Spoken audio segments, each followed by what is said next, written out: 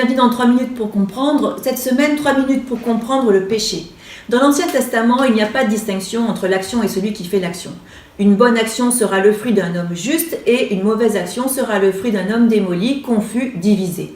Dans le sens où le bon relève de Dieu, celui qui commet le mal, bien sûr, est en rupture avec Dieu. C'est ainsi qu'en grec, le verbe que l'on va trouver pour montrer la rupture, pour montrer la cassure de relation avec Dieu, est diabolos, à l'accusatif, qui signifie qui désunit, qui sépare.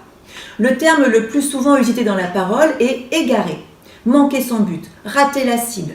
Il désigne toujours une action qui ne portera pas du fruit par rapport à l'action du juste qui, elle, porte du fruit. Par exemple, en 2 Rois 18, verset 14, Ézéchias, qui reconnaît qu'il s'est fourvoyé en se révoltant contre Ninive, dit « Je me suis égaré », ce qui signifie « j'ai péché ». Un autre mot vient d'une racine qui signifie tordu. L'action pécheresse s'oppose toujours à l'action droite. On peut aussi trouver se révolter dans 1 Roi 12, verset 19. Israël a péché contre la maison de Juda jusqu'à ce jour, c'est-à-dire qu'elle s'est révoltée contre. L'action de péché renvoie toujours à une relation. Si on a bien suivi depuis le début, c'est donc une rupture de relation de confiance avec quelqu'un ou avec Dieu. Et comme la nature a horreur du vide, la relation de péché va s'installer à la place de la relation de confiance qui n'existe plus. D'où le terme de péché contre quelqu'un, péché contre Dieu. Le péché, c'est donc tout ce qui va s'écarter de la morale et de l'ordre divin, tout ce qui s'oppose à la vie.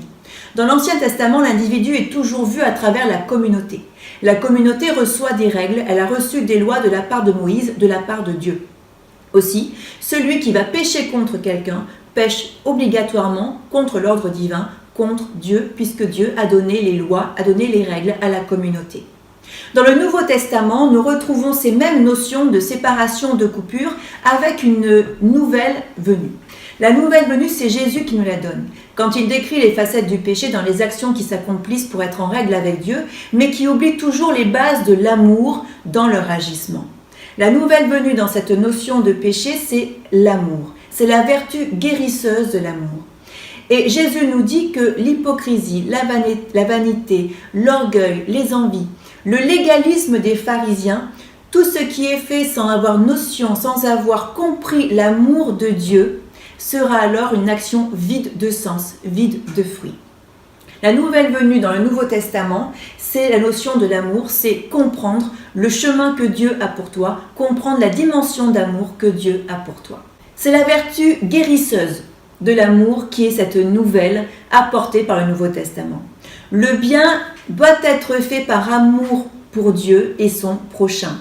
Et c'est là où le bas blesse avec le légalisme des pharisiens qui, eux, accordaient beaucoup plus d'importance à la violation du jour du sabbat ou à la violation des ablutions plutôt qu'au manque d'amour pour son prochain.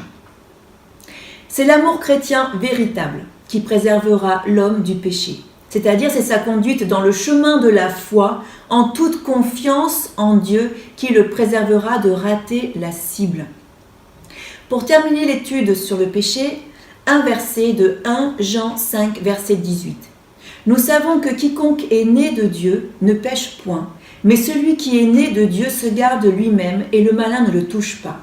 Alors, la morale de ce verset, elle est simple.